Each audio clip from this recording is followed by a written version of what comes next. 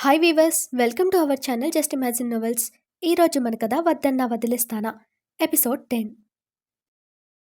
కాస్త వెనక్కు వెళ్ళి ఇషిత కోసం వెళ్ళిన అయాన్ష్ అలియాస్ మున్నా ఏం చేస్తున్నాడో చూద్దాము పదండి. క్యారమ్స్ ఆడుతున్న ఇషిత పక్కన కూర్చున్నాడు కావాలనే మున్నా.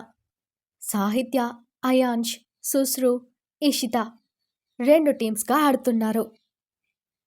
అయాన్ష్ కావాలనే ఇషితకి తగిలేలా కూర్చుని ఆమె కాయిన్ చూసి కొట్టే టైంకి తన నడుముని మెల్లగా గిల్లాడు అయాన్ష్. ఉలిక్కిపడి కాయిన్ మిస్ చేసింది పాపం ఇషిత.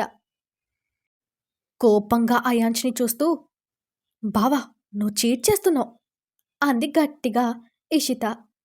అందరూ తన వైపు చూస్తే అయాన్ష్ అమాయకంగా ఫేస్ పెట్టి, నేనేం చేశానే? నువ్వు సరిగ్గా ఆడకుండా కాయిన్ మిస్ చేసి నన్ను బ్లేమ్ చేస్తున్నావా అని సీరియస్నెస్ నటించాడు మున్నా. నాకు ఆట రాదా అని చంద్రముఖి రేంజ్లో అతని మీదకు వెళ్ళిన ఇషితకి అల్లరిగా కన్నుకొట్టాడు మన అయాన్ష్. దానితో ఇషిత కంగారుగా చుట్టూ చూసింది. అందరూ తమనే నవ్వుతూ చూడటంతో ఆమెకు ఎంబారసింగ్గా అనిపించి, బావుంటే నేను ఆడ్ను అని లేచి వెళ్ళిపోబోయింది ఇషిత.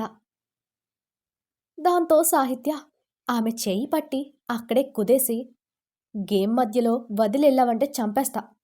మేం విన్ అవుతున్నామని అర్థమై నువ్వు చీట్ చేస్తూ మున్నాను అడ్డు పెట్టుకుని వెళ్ళిపోవడానికి చూడకు. సైలెంట్గా గేమ్ కంటిన్యూ చేయి అని సాహిత్య ఇషితని గదిమింది. ఇషిత అలకగా చూసి, అక్క నువ్వు కూడా నన్నే అంటున్నావా? బావ నిజంగానే నన్ను డిస్టర్బ్ చేశాడు అంది అయాన్ష్ని చంపేసేలా చూస్తూ. అతను అరునవ్వుతో ఆమెనే చూస్తూ, నన్ను వదిలేసి సుశ్రుగాడి దగ్గరికి వస్తావా? ఇప్పుడాడు, ఎలా ఆడతావో నేను చూస్తాను అని అయాన్ష్ మనసులో కచ్చగా అనుకున్నాడు. ఇషిత, బావ నీతో మాట్లాడనే లేదు, మరేలా నిన్ను డిస్టర్బ్ చేశాడంటున్నావు అని సుశ్రు అమాయకంగా అడిగాడు ఇషితని. టచ్ చేశాడు అని అంటున్నా ఇషితని చూసి, నిన్ను నేను టచ్ చేశానా? ఎక్కడ చేశానే? చూపించు అని అయాన్ష్ దబాయించాడు ఆమెను. దాంతో ఇషిత కోపంగా, ఇక్కడ అని నడుమును చూపించబోయి టక్కున ఆగిపోయింది. నేను చెప్పను, కానీ నువ్వు నన్ను టచ్ చేసి డిస్టర్బ్ చేశావు, ఒప్పుకో అని అయాన్ష్ని దబాయించింది ఇషిత. ఆపండి మీరు మీ చిన్నపిల్లల గొడవలు. మున్నా ఇప్పుడు నీ టర్న్, ఆడు అంది సాహిత్య.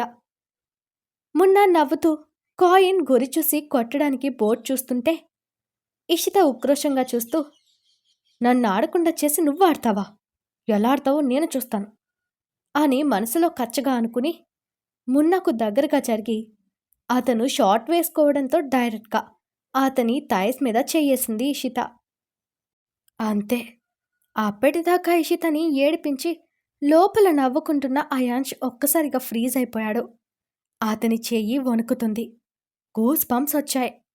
చెమటలు పడుతుంటే ఇషిత చేతిని తీయడానికి వణుకుతున్న తన చేయి ఆమె చేతి మీద వేశాడు అయాన్ష్. ఇషిత అతనికి దగ్గరగా జరిగి, బావా అంది హస్కీ వాయిస్తో.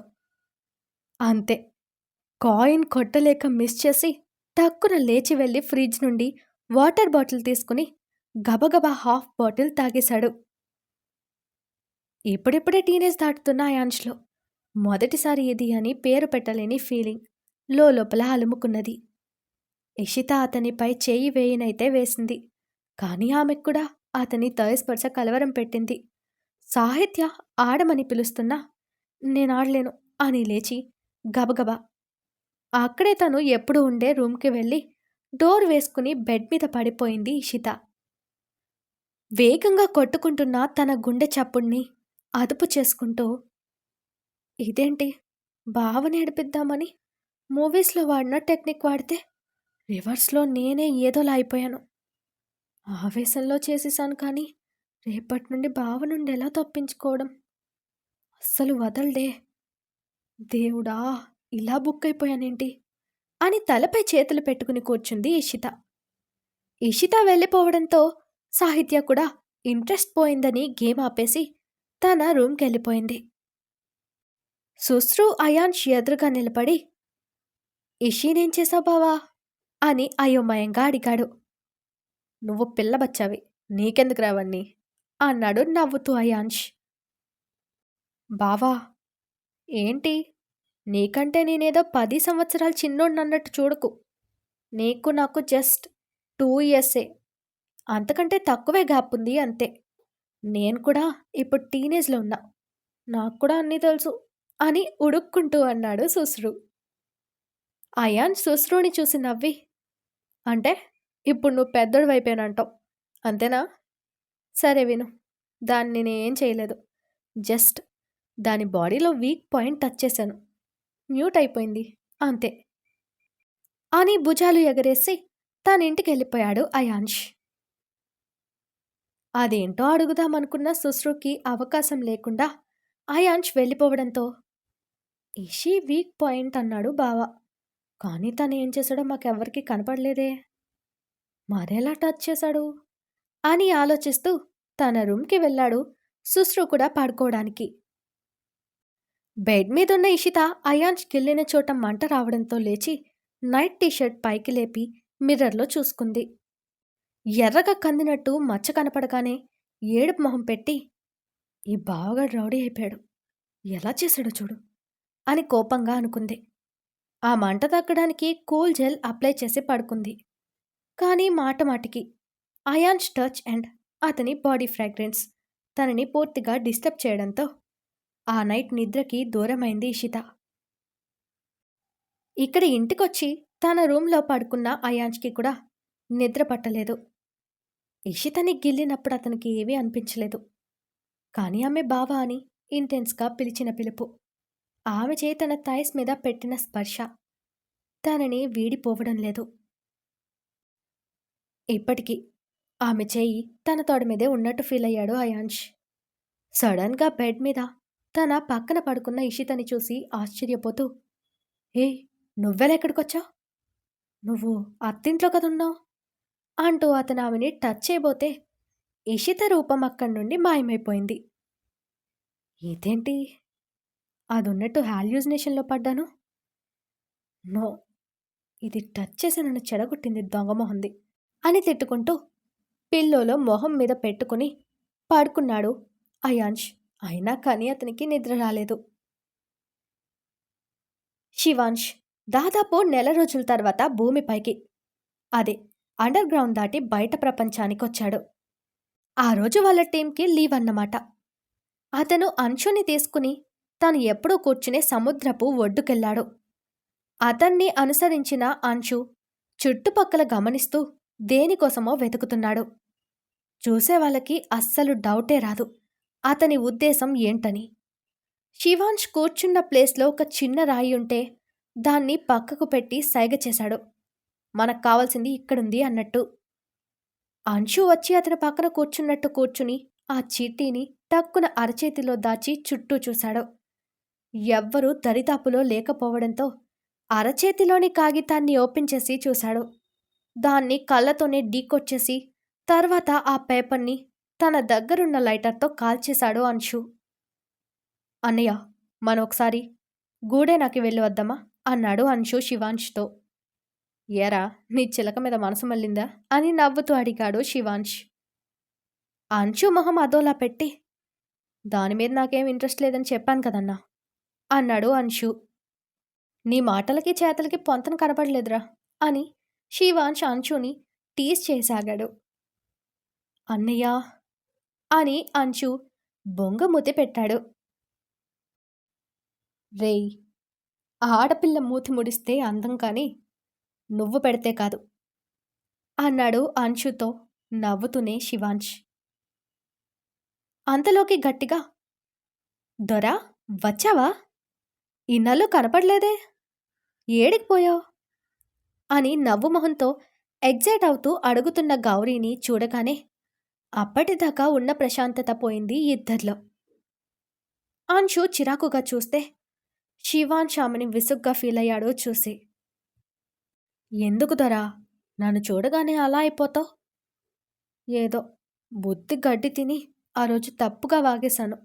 మన్నించు అంది లాస్ట్ టైం శివాంష్ మీద తను నోరు పారేసుకోవడం గుర్తొచ్చి. ఏమన్నావు మా అన్నని అంటూ అప్పటిదాకా ఆ విషయం తెలియని అంశు పైకి లేచాడు కోపంగా.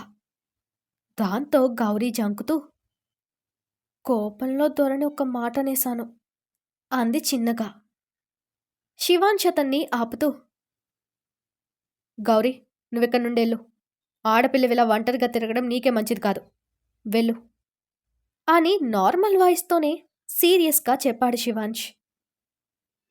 అన్నా నువ్వెలా చెప్పినా దీని మట్టి బుర్రకెక్కదు. నన్నొదులు. 4 తగిలిస్తే బాగా గుర్తుంటుంది. మరోసారి మన జోలికి రాకుండా ఉంటుంది అని అంశు కోపంగా పైకి లేవబోయాడు.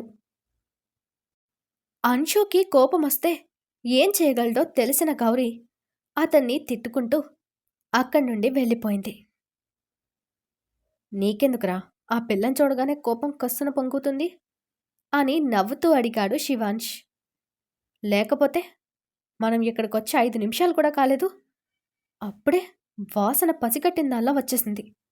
ఇరిటేటింగ్ ఫెలో అని అంశు విసుగ్గా ఫీలవుతూ అన్నాడు. సరే వదిలే. మనం వెళ్ళిన కారణం ఒకటైతే మనకక్కడ అనుకున్న పని ఇప్పట్లో జరిగేలా లేదు. ఏం చేద్దాం, ఇంకా ఎన్నాళ్ళు పడుతుందో అని చెప్తూ ఎటో చూస్తూ ఆలోచనలో ఉన్న శివాంష్ చూపు దూరంగా వెళ్తున్న షిప్ మీద పడింది. తన దగ్గరున్న చిన్న మైక్రో టెలిస్కోప్ తీసుకున్నా అతను దాన్ని అబ్జర్వ్ చేయసాగాడు. అంశు ఆ బోట్ చూడరా అంటూ అతనికి కూడా టెలిస్కోప్ ఇచ్చాడు శివాంష్. అంశు కాసేపు దాన్ని డీప్గా గమనించి, అన్నా అది టూ డేంజర్, అలర్ట్ చేయకపోతే అనర్థం జరిగిపోతుంది అని టెన్షన్గా చెప్పాడు. శివాంష్ కూడా ఆలోచిస్తూ, దానిలోని మెడిసిన్ బయటికెళ్ళిందా? ఇక జనాలని కాపాడడం కష్టమైపోతుంది. త్వరగా ఏదో ఒకటి చెయ్యాలి అనుకుంటూ పైకి లేచి, పద అని గూడానికి వెళ్లారు ఇద్దరూ ఫాస్ట్గా. ఇద్దరూ నేరుగా ఆ గూడెంలో పెద్దయ్య దగ్గరకు వెళ్లారు. వాళ్ళని చూడగానే ఆయన వాళ్లను తీసుకుని లోపలికి వెళ్లి డోర్ వేసి, ఏమైనా తెలిసినాదా దొరా అని మెల్లగా అడగసాగాడు. ఆ విషయం తెలియలేదు తాత, కానీ ఇప్పుడు మరొక ప్రమాదం రాబోతుంది. వాళ్ళు రెడీ చేసిన ఒక కొత్త రకం వైరస్ని కొన్ని కెమికల్స్తో కలిపి జనాలకు స్ప్రెడ్ చేయడానికి బోట్లో వెళ్తున్నారు. వాళ్ళని ఆ వైరస్ని నాశనం చేయకపోతే ఎంతమంది దానికి బలవుతారో తెలీదు అన్నాడు శివాంష్ నొసలు రబ్ చేసుకుంటూ. ఒక్క నిమిషం దొరా అంటూ పెద్దయ్య జాగ్రత్తగా దాచిన ఒక ఫోన్ శివాంష్ చేతిలో పెట్టాడు. అతడు గబగబా ఒక నెంబర్కి ఫోన్ చేశాడు. అవతల మనిషి ఫోన్ తీగానే తను చెప్పాలనుకున్నది చెప్పి, జాగ్రత్త అన్నాడు. అవతల వాళ్ళు ఇంకొన్ని అడిగి శివాంష్ చెప్పింది విని ఫోన్ కాల్ కట్ చేశారు. శివాంష్ భారంగా ఫోన్ కట్ చేసి తిరిగి ఫోన్ పెద్దయ్య చేతిలో పెట్టి, ఇంకో 3 రోజుల పాటు బయట ఉంటాం తాత, ఈసారి వెళ్తే సాధించే వస్తాం అని శివాంష్ చాలా కాన్ఫిడెంట్గా చెప్పాడు. సరే మీరు జాగ్రత్త దొరా అని చెప్పి కాసేపు మాట్లాడుకున్న ముగ్గురు బయటకొచ్చారు. గౌరీ శివాంశు వాళ్ళ పాకలో వెయిట్ చేస్తూ ఉంటే లోపలికి వచ్చిన అన్నతమ్ములు ఒకరి మొహం ఒకరు చూసుకున్నారు. ఏయ్ నీకేం పనే ఇక్కడ అని అంశు గయ్యమన్నాడు గౌరీ పైన. వీడొకడు పానకంలో పొడకల అని గౌరీ మనసులో తిట్టుకుని పైకి మాత్రం నవ్వుతూ, మీకు వంట చేసి తెచ్చాను, ఇచ్చిపోదామని వచ్చినా దొరా అని బుట్ట చూపించింది గౌరీ వాళ్ళకి. అవసరం లేదు, మేం వంట చేసుకోగలం, నువ్వు వాటిని తీసుకుని దయచేయి అని కోపంగా అరిచాడు ఆమె మీద అంశు. ఆమె శివాంష్ ఏమైనా చెప్తాడని అతని వైపు చూసింది. కానీ అతను మనిషి ఎక్కడున్నా మనసు మాత్రం ఎక్కడ ఉంది. ఏదో దీర్ఘంగా ఆలోచిస్తున్న శివాంష్ వాళ్ళిద్దరినీ అసలు పట్టించుకోలేదు. దాంతో గౌరీ ఊసూరుమంటూ వెళ్ళిపోయింది. Thanks for watching. ఈరోజు మన కథ ఇక్కడితో కంప్లీట్ అయింది. నెక్స్ట్ ఏం జరిగిందో తెలుసుకోవాలంటే రేపటి ఎపిసోడ్ కోసం వెయిట్ చేయక తప్పదు మరి. నెక్స్ట్ అప్డేట్తో మళ్ళీ కలుద్దాం. అంతవరకు బాయ్.